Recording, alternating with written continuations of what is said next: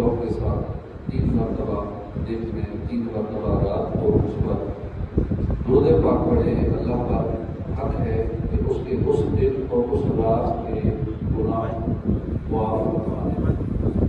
صلو علی الحبیب صلی اللہ تعالی علی محمد صلی اللہ علیہ وآلہ وسلم۔ سورہ بقرہ کی آیت نمبر 10 میں ارشاد باری تعالی ہے، اعوذ باللہ من الشیطان الرجیم، بسم اللہ الرحمن الرحیم،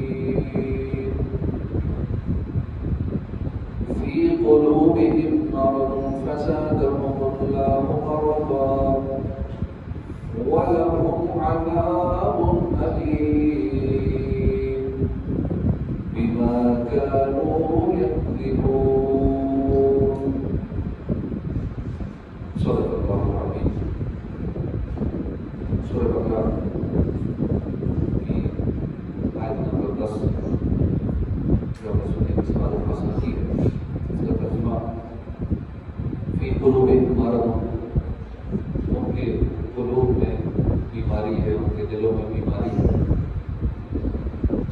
تو اللہ نے ان کی بیماری میں اور اضافہ کیا اور ان کے لیے جھوٹ بولنے کی وجہ سے دردناک عذاب ہے۔ سورہ بقرہ کی آیات جو ہم نے سنی پہلے پچھلے جمعے کو بھی، جو پہلے 13 آیات ہیں جن میں منافقوں کے برے اعمال اور عیب بتائے گئے ہیں تاکہ مسلمان ان کو پہچانیں اور ان سے ان کے برے کردار سے ہمیشہ بچتے رہے۔ اس سے پچھلی 2 آیتیں جو ہم نے پچھلے جمعے کو سنی تھی، آیت نمبر 8 اور 9، اس میں بتایا گیا کہ منافق زبان سے تو کلمہ پڑھتے ہیں مگر دل سے ایمان قبول نہیں کرتے۔ یہ ایسے بدبخت ہیں جو اللہ کو، اس کے محبوب صلی اللہ علیہ وسلم کو اور اہل ایمان کو دھوکہ دینے کی کوشش میں ہیں، مگر نہیں جانتے کہ اللہ اور اس کے محبوب کو دھوکہ نہیں دیا جا سکتا۔ حقیقت یہ ہے کہ یہ بد انجام خود فریبی میں مبتلا ہے، یہ اپنے آپ کو دھوکہ دے رہے ہیں۔ آج جو آیت کریمہ آپ نے سننے کی سعادت حاصل کی ہے، اس میں منافقوں کے 2 عیب اور 2 سزاؤں کا بیان ہے۔ چنانچہ اللہ پاک نے ارشاد فرمایا، فی قلوبہم مرض، ان کے دلوں میں بیماری ہے۔ یہ منافقوں کا عیب ہے، اور پہلا عیب ہے ان کے دلوں میں بیماری ہے۔ ان کے ہاتھ پیر آنکھیں وغیرہ بظاہر ٹھیک ہے، ظاہر جسم میں اگر سے کوئی عیب نہیں ہے، لیکن ان کے دل میں بیماری ہے۔ کون سی بیماری ہے؟ حسد کی بیماری ہے، بغض و کینہ کی بیماری ہے، شک کی بیماری ہے، محبت دنیا کی بیماری ہے۔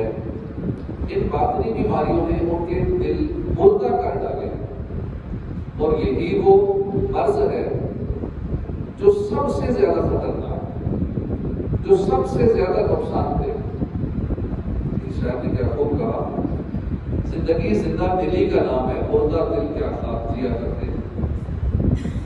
اگر دل ہی بیمار ہے، دل میں حسد ہے، دل میں بغض و کینہ ہے، دل میں تکبر وغیرہ کے سانپ پالے ہوئے ہیں، تو ایسا شخص نہایت نقصان ہے۔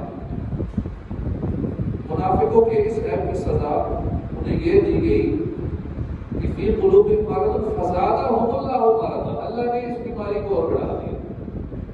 جو ان کو بیماری لگی ہوئی تھی، اس کی ایک سزا تو یہ ملی کہ اللہ نے اس بیماری میں اضافہ کر دیا۔ فزادہم اللہ، اللہ نے اور اس کو بڑھا دیا، بیماری کو زیادہ کر دیا۔ یہ ان کی دنیاوی سزا ہے کہ بیماری ٹھیک ہونے کے بجائے اور بڑھ دے، یہ دنیا کی سزا ہے۔ مریض کا کام ہوتا ہے کہ خود کو پہلے مانے کہ میں مریض ہوں، طبیب کے پاس باادب حاضر ہو، طبیب جو علاج بتائے اس پر عمل کرے۔ مگر یہ منافق انتہائی بدبخت ہے، ان کے دل بیمار ہیں، مگر یہ اپنے دل کا علاج کرنے کے بجائے الٹی راہ چلتے ہیں۔ اللہ کے محبوب صلی اللہ علیہ وسلم جو دلوں کے طبیب ہیں، یہ انہی سے دور ہیں، انہی سے بغض رکھتے ہیں، انہی سے حسد کرتے ہیں، ان کی بات نہیں مانتے، ان کو دھوکہ دینے کی کوشش کرتے ہیں۔ جب ان کے دل اس حد تک بیمار ہیں تو ان کی یہ سزا ملی، ان کو یہ سزا ملی کہ اللہ پاک نے ان کی بیماری کو اور بڑھا دیا اور یہ گمراہی کے گہرے گڑھے میں گرتے ہی چلے گئے۔ اللہ پاک نے مزید فرمایا وَلَهُمْ عَذَابٌ أَلِيمٌ، ان کے لیے دردناک عذاب ہے، بدلہ ہوتے جھوٹ۔ یہ منافقوں کا دوسرا ہے، اس کی سزا ہے۔ یہ بدبخت کہتے ہیں ہم ایمان لائے، اگر حقیقت یہ ہے انہوں نے ایمان قبول نہیں کیا۔ کہتے ہیں ہم آپ صلی اللہ علیہ وسلم کو سچا رسول مانتے ہیں، مگر حقیقت یہ کہ یہ بدبخت ہے، آپ صلی اللہ علیہ وسلم کو سچا نبی تسلیم نہیں کرتے۔ ان بدبختوں نے ایسی جسارت کی، اللہ پاک اور اس کے حبیب کی جناب میں جھوٹ بولا۔ ان بدبختوں کی ایسی جسارت کی سزا یہ ہے کہ روز قیامت ان کے لیے عذاب علیم، دردناک عذاب ہے۔ اللہ پاک ہمیں عذاب قبر سے بچائے، حساب محشر سے بچائے، اللہ پاک ہمیں عذاب جہنم سے محفوظ کرے، آمین۔ اس آیت کریمہ میں چند باتیں ہیں جو سنجیدگی کے ساتھ سمجھنے کی ہیں، سبق حاصل کرنے کی ہیں۔ سب سے پہلے تو یہ سمجھیے کہ اللہ پاک نے خود فرمایا کہ فی قلوبہم مرض، اللہ پاک فرما رہے ہیں کہ دلوں میں بیماری ہے۔ یہ جو بیماری منافقوں کے دلوں میں ہے، یہ کون سی بیماری ہے؟ مفسرین کرام نے اس کی مختلف وضاحتیں بیان فرمائی ہیں۔ بہت سارے مفسرین کرام فرماتے ہیں کہ یہاں جو دلوں کی بیماری سے مراد ہے، جو اللہ پاک نے فرمایا فی قلوبہم مرض، ان کے دلوں میں بیماری ہے، تو اس سے مراد شک کی بیماری ہے، یعنی منافق شک میں مبتلا ہے، ڈاؤٹ میں۔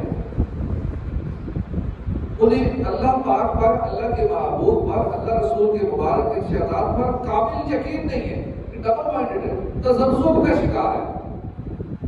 ان کی اسی شک کے سبب ان کے دلوں میں ایمان کی شمع روشن ہو، نتیجہ تھا ان کی بزدلی بڑھتی چلی گئی، وہ ہر میدان میں ناکام ہوتے چلے گئے۔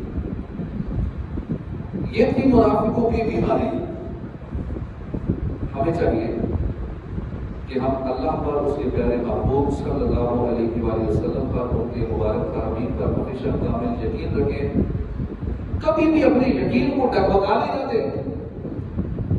ہمارے بہت سارے لوگ ایسے جو بے یقینی کی زندگی گزارتے ہیں، بے یقینی کی کیفیت میں مبتلا ہے، اس لیے بے سکون زندگی ہے، بالکل ڈسٹرب زندگی ہے۔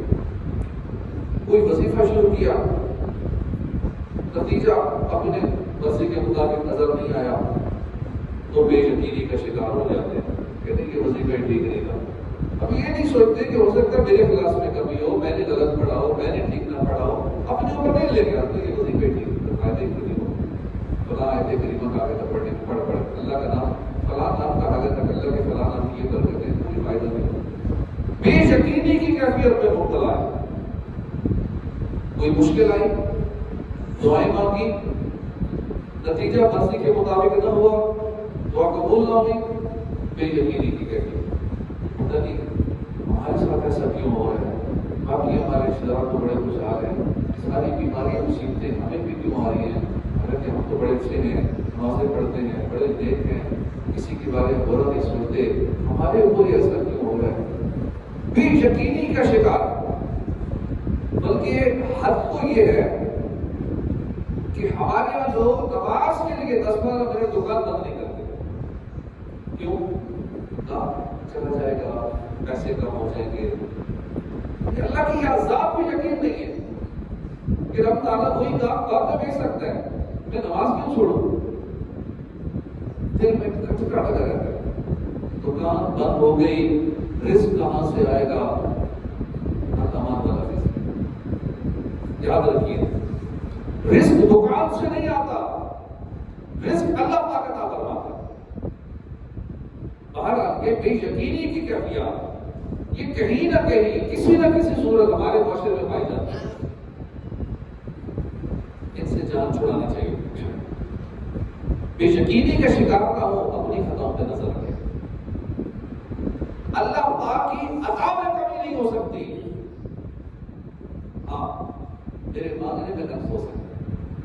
ہم نے بہت دعائیں مانگی، بہت وظیفے کر لیے، ہماری مرضی کا رزلٹ نہیں آیا، ہماری مرضی کے مطابق کام نہیں ہو پا رہا، حالات سیٹ نہیں ہو رہے۔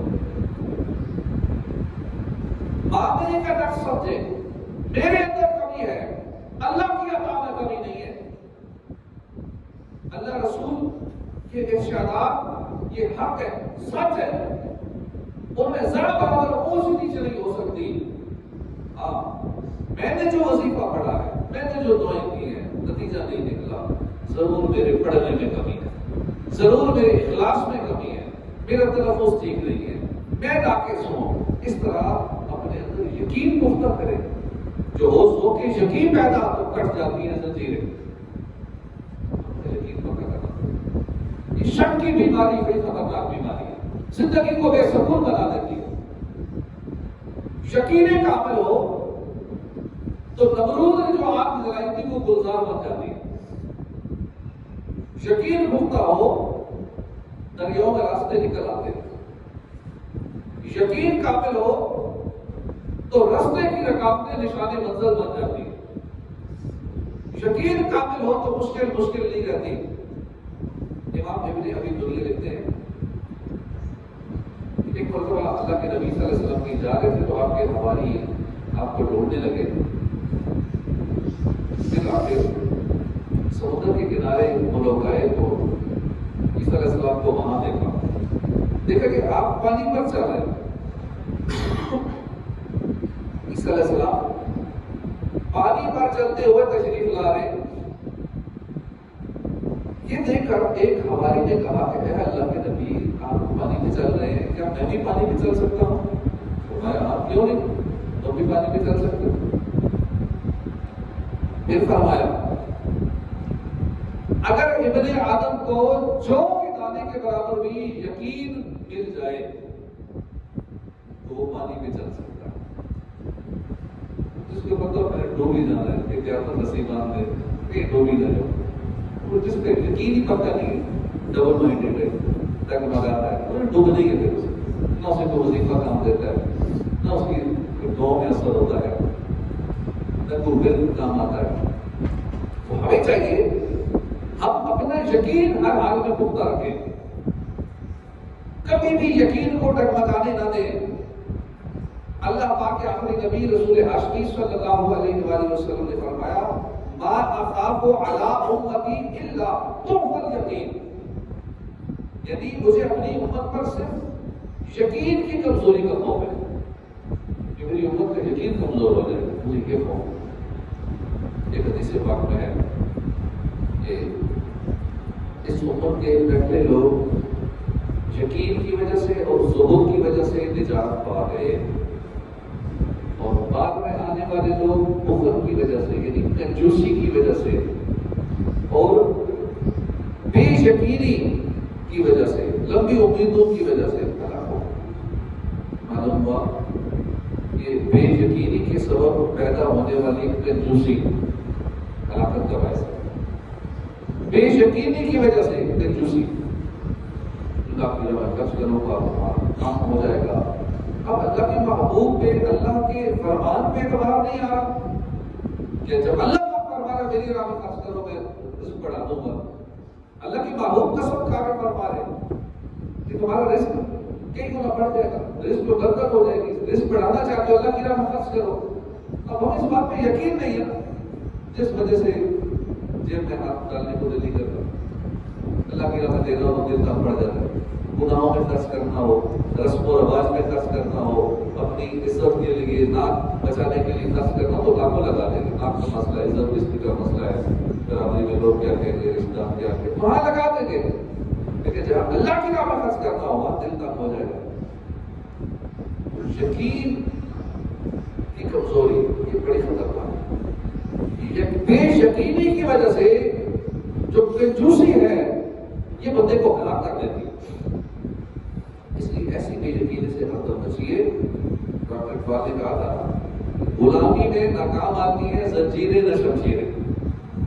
جو اور دھوکے یقین پیدا تو پھر کٹ جاتی ہیں زنجیریں. اللہ ہمیں قابل یقین عطا فرمائے. تو قرآن پاک کی جو آیت سورہ بقرہ کے اندر 10 ہم نے سنی فی قلوبہم مرض، ان کے دلوں میں بیماری. پہلی بیماری کیا ہم نے سنا؟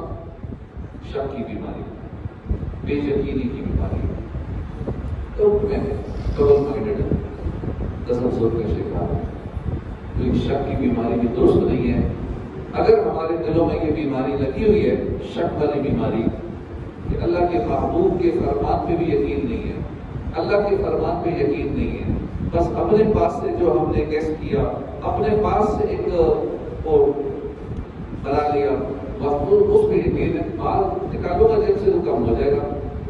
اللہ پاک فرما رہے نہیں کام ہوتا. اللہ کے فرمان پہ یقین نہیں ہے، اپنی سوچ پہ یقین ہے پھر کام ہو جائے گا. اللہ کے محبوب کے فرمان پہ یقین نہیں ہے اور اپنے دماغ پہ زیادہ یقین کر رہے ہیں. میں بڑا تیز ہوں.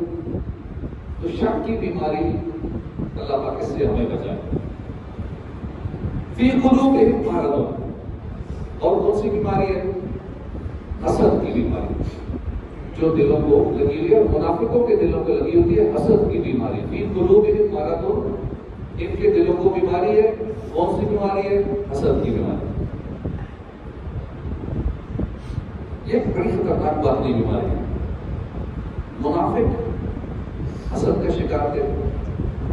حضور کی شان و شوکت جب دیکھتے تھے، اسلام کا عروج ترقی دیکھتے تھے، فتح و نصرت سے جلتے تھے، غمگین ہو جاتے تھے.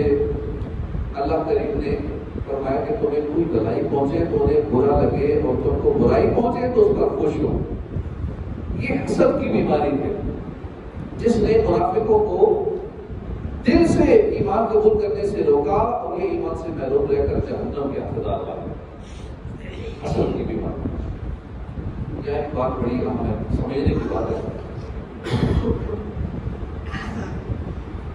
ایک منافق پیارے آقا صلی اللہ علیہ وسلم کی شان و شوکت دیکھ کر، عزت دیکھ کر، ترقی دیکھ کر، عروج دیکھ کر، آپ کی ذکر کی بلندی دیکھ کر، اسلام کی بڑھتی ہوئی مقبولیت دیکھ کر جلتے تھے، غمگین ہو جاتے تھے. اسلام کیوں اتنی ترقی پا رہا ہے؟ حضور کا ذکر کیوں بلند ہوتا جا رہا ہے؟ حضور کی شان و شوکت کیوں بڑھتی چلی جا رہی ہے؟ جیسے جیسے حضور کی شان بڑھتی، ترقی دیکھتے، حضور کا ذکر بڑھتا، حضور کے ماننے والے بڑھتے، آپ کے فالوورز بڑھتے، اسلام ترقی کرتا، فتح و نصرت نصیب ہوتی، ان کا کام بڑھ جاتا، یہ اور پریشان ہو جاتا. قرآن پاک میں اللہ پاک نے فرمایا فی قلوبہم مرض فزادہم اللہ مرضا، اللہ نے ان کے مرض میں اور اضافہ کیا. یعنی اللہ نے ان کا غم مزید بڑھا دیا.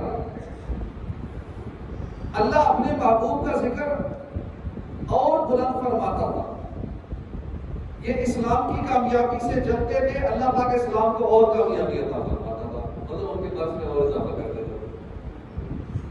درس یہ کہ جس چیز سے وہ جلتے تھے وہ مزید ان کے سامنے آتی تھی، ان کی جلن میں اور اضافہ ہو جاتا. ایک مرتبہ کسی مسئلے کا موقع منافقوں کے سردار عبداللہ بن ابی نے پیارے آقا کے نہایت سخت لہجے میں گستاخی کی اور بولا کہ ہم مدینے میں پھر کر گئے تو ضرور جو بڑی عزت والا ہے ہم اسے نکال دیں گے، مدینے سے نکال دیں گے. اور جو نہایت ذلت والا ہے، کس کو نکال دیں گے؟ جو نہایت ذلت والا ہے. اس بدبخت کی مراد یہ تھی کہ ہم عزت والے ہیں اور معذاللہ مسلمان ذلت والے ہیں. اس کے کہنے کا مقصد ہے لہذا ہم مسلمانوں کو مدینہ منورہ سے نکال دیں. یہ بات اس بدبخت نے دوران سفر کی. جب یہ پلٹ کر مدینہ منورہ آیا تو خود اس کا بیٹا مسلمان ہو گیا.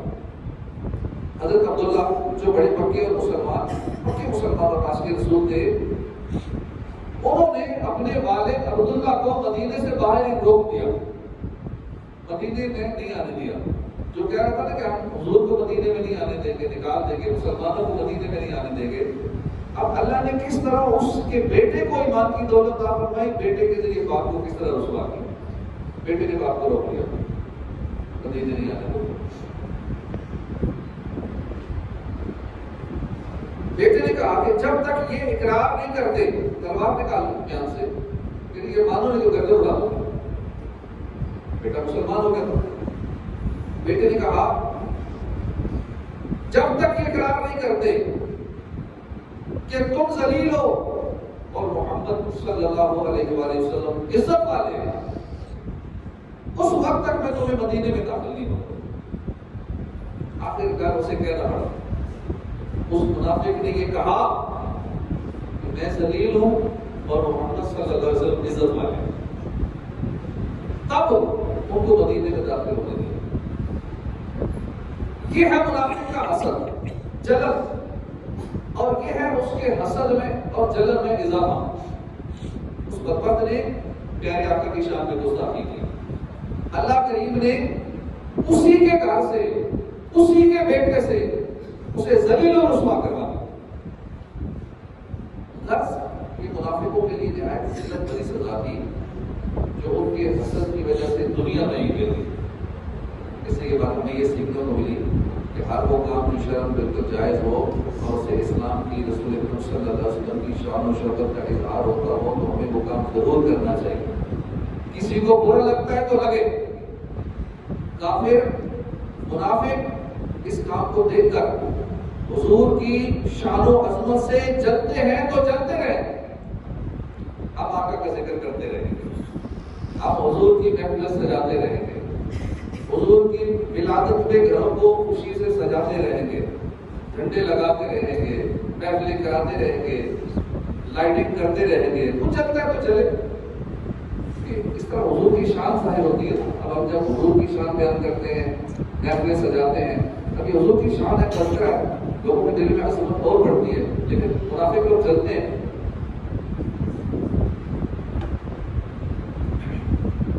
تو وہ چلے تو چلتا ہے, اپنا کام نہ چھوڑے.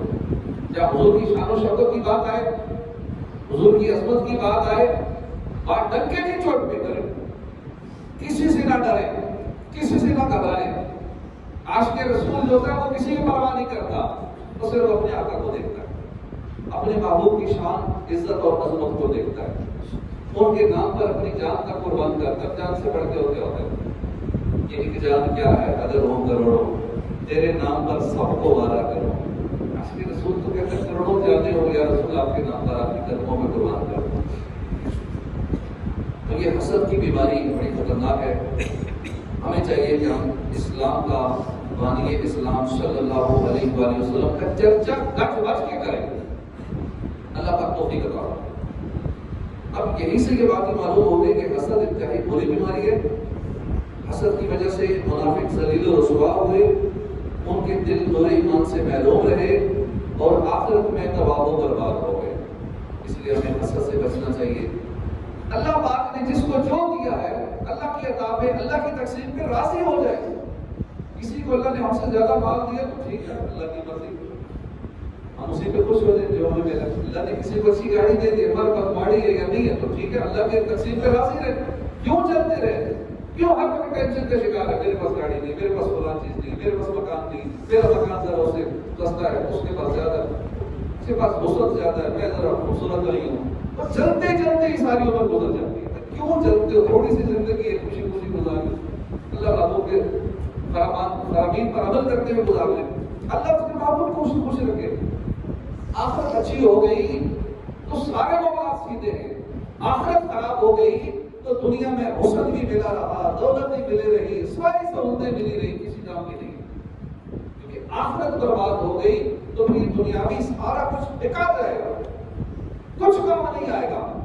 اس لیے ہمیں فکر کرنی ہے تو ہمیں آخرت کی کرنی ہے. جو ہمیشہ کے لیے زندگی ہے ہم نے اس کی فکر کرنی ہے. لیکن ہماری اکثریت ہے جو صرف دنیا کی خاطر جی رہی ہے, صرف اپنی دنیا کو بہتر بنانے کے لیے سب کچھ کر رہے ہیں, ساری فکریں، ساری ٹینشنیں، ساری سوچیں، سارا دماغ لڑا رہے. اللہ پاک نے اتنا دماغ دیا ہے انسان کے اندر، دماغ کے اندر لاکھوں کروڑوں نیورونز ہیں، پر ہم تھوڑا سا دماغ 10% بھی زندگی میں استعمال نہیں کرتے.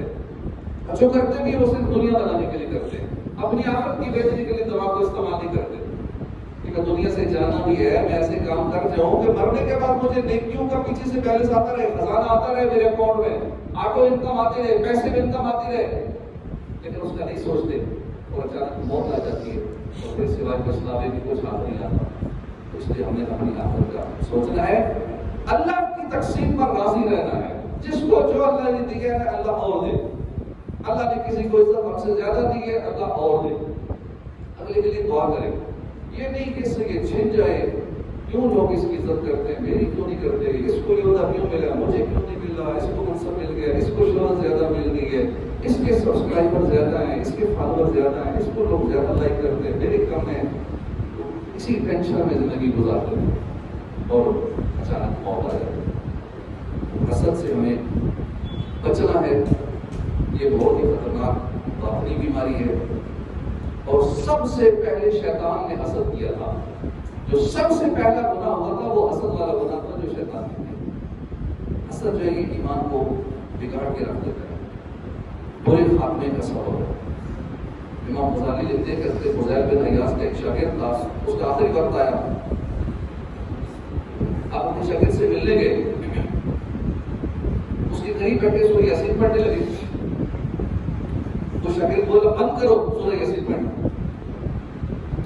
پھر اپنے شاگرد کو کلمہ پڑھنے کی ضرورت تھی، بولا نہیں کلمہ پڑھوں گا، میں بیزار ہوں. بس انہی الفاظ پر اس کی موت ہو گئی.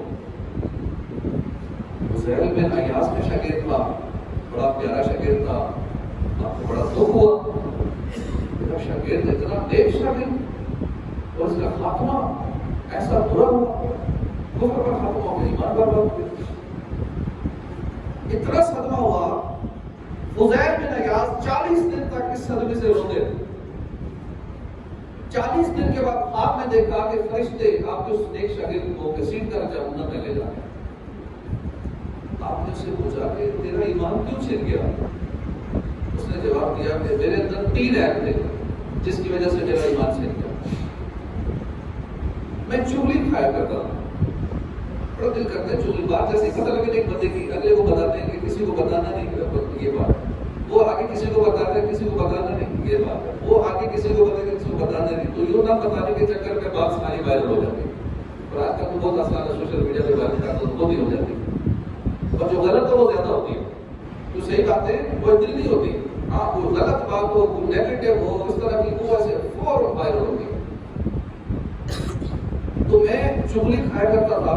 ایک یہ ایپ تھا، میں اپنے ساتھیوں سے حسد کیا کرتا تھا. ایک یہ ایپ تھا، اور سال میں ایک مرتبہ کسی بیماری کی وجہ سے بس ایک گلاس شراب کا پی لیا تھا.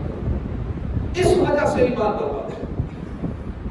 اللہ پاک ہمارا ایمان سلامت. اتنی خطرناک بیماری حسد کی.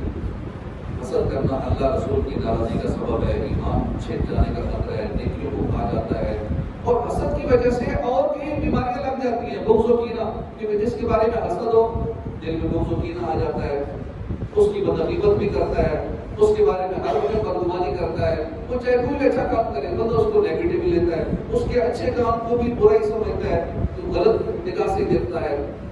حسد کرنے والا اللہ کی رحمت سے معلوم ہو جاتا ہے. رسوائی اور ذلت کا سبب بنتا ہے حسد کرنا. حسد کے سبب عقل میں بگاڑ آ جاتا ہے، اور حسد کرنے والا بغیر حساب کے جہنم میں ڈال دیا جاتا ہے. اللہ پاک ہمیں حسد اور دیگر اس طرح کی باطنی بیماریوں سے بچائے. اللہ کی تقسیم پر راضی ہو جائیں، زندگی پرسکون ہو جائے. دکھوں سے، پریشانیوں سے، غموں سے انشاءاللہ نجات مل جائے. اسی طرح منافق کا دوسرا عیب جو تھا وہ ہے جھوٹ. جھوٹ بولنا ہمارے معاشرے میں اتنا عام ہو چکا ہے. بہت ساری اس کی مثالیں ہیں. تاجر سودا بیچتا ہے جھوٹ بولتا ہے، یہاں تک کہ قسمیں بھی کھا جاتا ہے. اپنی بابا کے لیے جھوٹے خواب سنا کر جھوٹ بولے جاتے ہیں. والدین اپنے بچوں کو بیان نہیں ملے سارا دن جھوٹ بولتے رہتے ہیں اور میں آپ کو یہ چیز دوں گا یہ دوں گی دینا کچھ نہیں ہوتا یہ جھوٹ ہوتا ہے اسی طرح سارا دن لوگ ہم سے حال حال پوچھتے ہیں کیا حال ہے جناب ٹھیک ٹھاک ہر بندہ کہہ رہا ٹھیک ٹھاک بیڈ پہ پڑا ہے ہاسپٹل میں آئی سی یو میں پوچھے کیا حال ہے ٹھیک ٹھاک ہوتے ہاسپٹل کیوں آتے ہیں ایڈمٹ کیوں ہوتے اور کیا ہمیں یقین ہے 100% ٹھیک ٹھاک ہے ہمیں کوئی بیماری نہیں لگی ہو شاید ہی کوئی ایسا ہو کسی بیماری سے بچا ہو یہ الگ بات ہمیں پتہ نہ ہو وہ تو ہم خون کے ٹیسٹ کروائیں دیگر سارے ٹیسٹ کریں پتہ چلے گا کتنی بیماری اندر سے نکلتی ہیں جس طرح ہماری خوراک ہے جس طرح کے معاملات ہیں یہ جو موجودہ حالات چل رہے ہیں کوئی چیز ملاوٹ کے بغیر ہے ہی نہیں کھانے پینے کے ہر چیز میں ملاوٹ تو کیسے ہم بیماریوں سے بچے ہوئے رہ سکتے تو کہنا چاہیے الحمدللہ کیونکہ حال پوچھے کہ اللہ کا شکر الحمدللہ رب العالمین اب جھوٹ نہیں ہوگا لیکن اگر سارا دن ہی جو حال پوچھے گئے ٹھیک ٹھاک ہو تو کتنے جھوٹ تو خالی دل میں یہ بول دی ایک رسمی جملہ ادا کرنے کے لیے اسی طرح بہت سے مثالیں جھوٹ کی جھوٹی باتیں ہوتے ہیں سوشل میڈیا پہ جھوٹی باتیں پھیلائی جاتی ہیں ہمارے معاشرے میں بالکل جھوٹ بہت زیادہ اللہ پاک میں سے بچنے کی توفیق عطا فرمائے آمین جاء نبی امین صلی اللہ علیہ وآلہ وسلم اللہ پاک میں مرنے سے پہلے موت کی تیاری کرنے کی توفیق عطا فرمائے آمین جاء نبی امین صلی اللہ